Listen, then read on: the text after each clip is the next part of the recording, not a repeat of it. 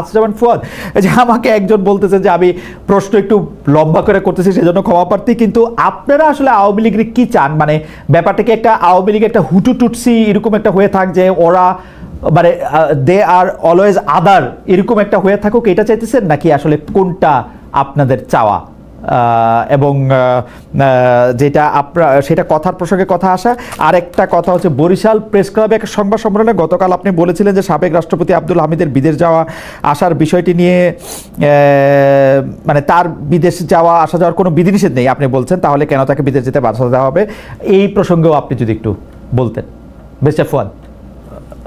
আওয়ামী লীগ প্রশ্নে আমি আপনার এবং ওয়াহিদ ভাইয়ের সাথে একমত ইন প্রিন্সিপল যে এইটা এক্সিকিউটিভ ডিসিশন দ্বারা অ্যাড্রেস করা উচিত না। এবং আমি আপনার সেপ্টেম্বর মাস থেকে আওয়ামী লীগ কোশ্চেন অন্তর্বর্তীকালীন সরকার কিভাবে ডিল করা উচিত তার একটা পুরো মানে প্রোটোকল আমি বলেছি পাবলিকলি, বহুবার। এবং আমি এটা প্রস্তাব করেছিলাম যে আমেরিকার কংগ্রেশনাল হিয়ারিং মডেলে এটার একটা গণশুনানি হওয়া দরকার, যেখানে বাংলাদেশের যে কোনো নাগরিক রেজিস্ট্রেশন করে লিখিত অথবা অনলাইনে অথবা সশরীরে মতামত দিতে পারবে। এবং এই গণতদন্ত কমিশনটা আপনার আমাদের সংসদ ভবনের যে কোনো একটা বড় হলে হতে পারে এবং এটা লাইভ ব্রডকাস্ট হবে, যেটা সিনেট হিয়ারিং এর মতো কংগ্রেশনাল হিয়ারিং এর মতো হয়। আমাদের একটা বিটিভি সংসদ এটা লাইভ ব্রডকাস্ট করবে। সেখানে আমাদের যারা অংশীজন আছে, রাজনৈতিক দল, শহীদ পরিবার, আহত পরিবার এবং এভরিবডি, মানবাধিকার কর্মী যারা ছিলেন, লয়াররা ছিলেন, দেশি বিদেশি সাংবাদিকরা ছিলেন, সবাই মতামত দেখ। এবং এই মতামতের কি হবে আমি এরকম 6-7টা প্রিজাম্পশন করেছি কি হতে পারে, কি মত আসতে পারে। এতে কি প্রথম মত আসতে পারে যে আমরা এতে কি আওয়ামী লীগকে বক্তব্য দেওয়ার সুযোগ দেওয়া হবে, বা সেই আওয়ামী লীগকে কেউ? না আওয়ামী লীগকে, কারণ তো তার এটা তো ট্রায়াল না, এটা হচ্ছে গণ অভ্যুত্থানের পরাজিত শক্তি। ওকে, তাকে নিয়ে আসলে কি করা উচিত? এই প্রো ডেমোক্রেসি প্ল্যাটফর্মে যারা কাজ করেছেন, 24-এ যারা জিতেছেন, তাদের ম্যান্ডেটটা কি হওয়া উচিত আওয়ামী লীগ প্রশ্নে, এইটার প্রেক্ষিতে আপনি দেখবেন হয়তো 5-6-7টা মতামত আসতে পারে। আপনি দ্বিতীয় বিশ্বযুদ্ধের পরে নাৎসি অথবা ফ্যাসিস্টদেরকে যেভাবে ডিল করেছে সেটা করতে পারেন। আপনি সাউথ আফ্রিকান মডেলে, ট্রুথ অ্যান্ড রিকনসিলিয়েশন মডেলে ডিল করতে পারেন। আপনি এটা অ্যাটর্নি জেনারেল মতামত নিতে পারেন রাষ্ট্র। আপনি আইসিটিতে রেফার করতে পারেন। এখন সরকার আওয়ামী লীগকে যেরকম নির্বাহী আদেশে নিষিদ্ধ করেছে, ওইটা কি ঠিক আছে বলে আপনি মনে করেন? নাকি বিএনপি যেরকম বলে, বিএনপি নাকি বলে যে, বিএনপি যেরকম বলে যে না, নির্বাহী আদেশে না করে এটা একটা কোর্টের আদালতের আইনের মাধ্যমে এটা করা হলে এটা ভালো হতো? ওইটা একটা আমি বলেছি যে গণতদন্ত কমিশন অথবা গণশুনানি করলে যেটা হতো, 6-7টা মডেল পেতেন। এরপরে যেটা হতো, এই মডেলগুলোকে দিয়ে আপনি রেফারেন্ডামে দিয়ে দিতেন জনগণের কাছে যে আমরা আওয়ামী লীগের প্রশ্নে এই 7টা মতামত পেয়েছি, আপনি কোনটার সাথে একমত, অথবা আপনার ভিন্ন মতের জায়গাটা কোথাও সেটাও বলেন। তাহলে যেটা হইতো যে এত বড় একটা সিদ্ধান্ত নেওয়ার ক্ষেত্রে জাতীয় ঐক্যমত প্রতিষ্ঠার জায়গাটা আমরা করতে পারতাম এবং সেখানে জুডিশিয়াল ওভারসাইট থাকতো, পাবলিকের ম্যান্ডেট থাকতো। সিম্পলি যেই প্রসেসে আপনাকে এই মানে কয়েকটা মিছিল মিটিং করে যেভাবে ছাত্রলীগকে নিষিদ্ধ করা হয়েছে, এই প্রসেসগুলো ওয়ার্ক করে না। এবং এমন একটা আইন দিয়ে করা হয়েছে যেটা দিয়ে জামাতকে নিষিদ্ধ করা হয়েছিল গত সরকারের শেষ দিকে, ওয়ার্ক করে নাই, ফাংশনাল হয় নাই।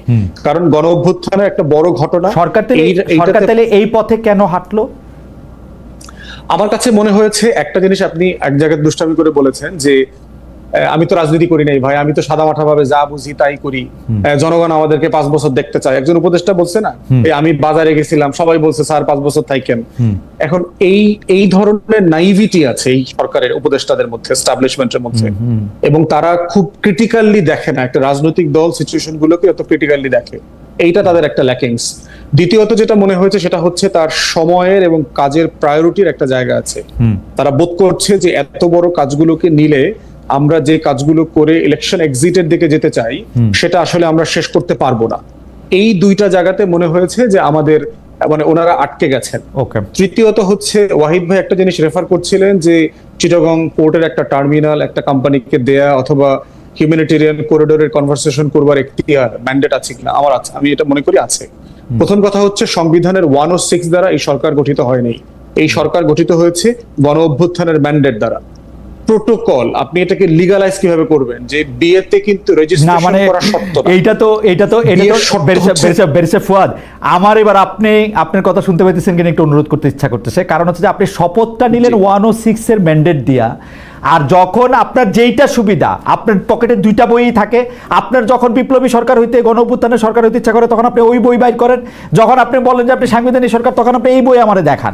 মানে ইশাককে আপনি মেয়র বানাবেন কিনা তখন আপনি সংবিধান দেখান, আইন দেখান, কি দেখান না দেখান জানি না, যখন আবার আরেক সময় গণঅভ্যুত্থান দেখান যে আমার এটা ম্যান্ডেট আছে। এই জন্য আমার পজিশন পরিষ্কার ছিল খালিদ ভাই শুরু থেকে, যে আমি কনস্টিটিউশন সাসপেন্ড করতে বলেছি।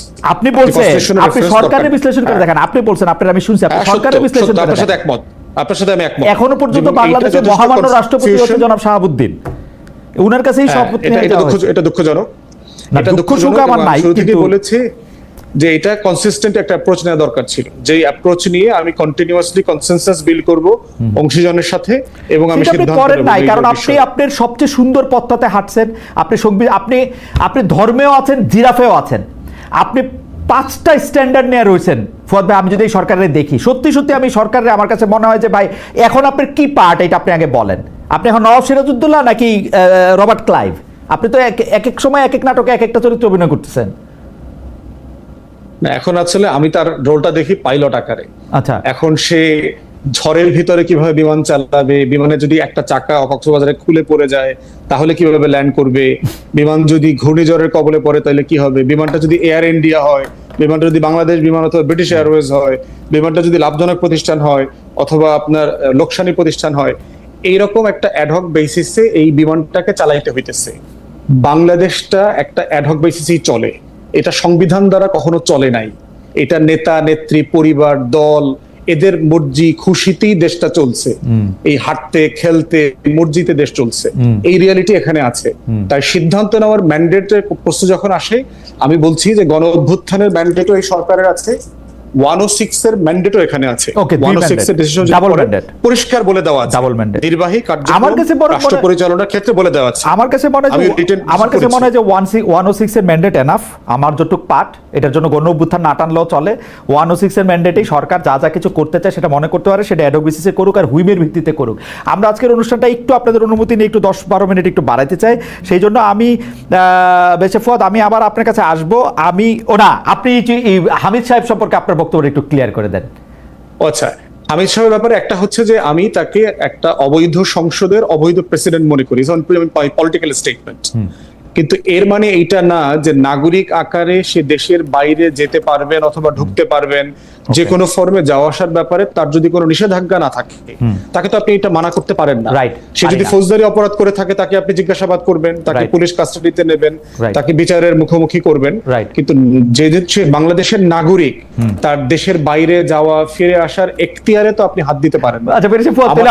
শত্রুর প্রতি আমাকে ইনসাফ করতে হবে। রাইট, তো বেরিয়েছে ফুয়াদ, এইটা আমার একটু বুঝায় কোন তো, তাহলে উনি যখন চলে গেছিল একটা তদন্ত কমিশন কেন হয়েছিল, উনি চলে গেছেন কেমনে? উনি কি তখন এটা কেন হয়েছে বেশে ফুয়াদ একটু বলেন তো, মানে একটা তদন্ত কমিশন এখন থেকে কি বাইরে? আমার কাছে মনে হয়েছে যে উনি কি আসলে চলে গেছেন ট্রিটমেন্টের জন্য গেছেন, না উনি আসলে পালিয়ে গেছেন।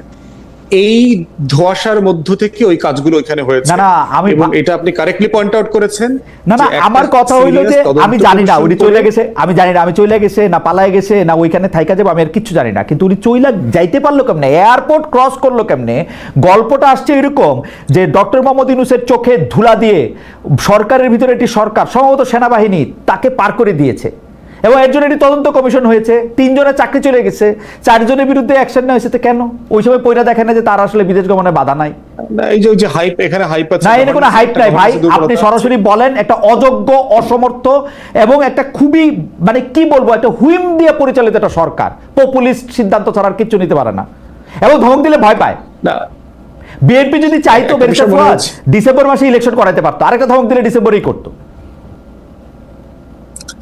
আচ্ছা, এটা লম্বা আলোচনার বিষয়, আলোচনা এখন দরকার নাই, যেহেতু দুই পক্ষ এখন আলোচনার টেবিলে আছে। তো আমার মনে হয় যে এটা আলোচনার ভিত্তিতে নির্বাচনের দিন তারিখ ঠিক করা যাবে। ওকে।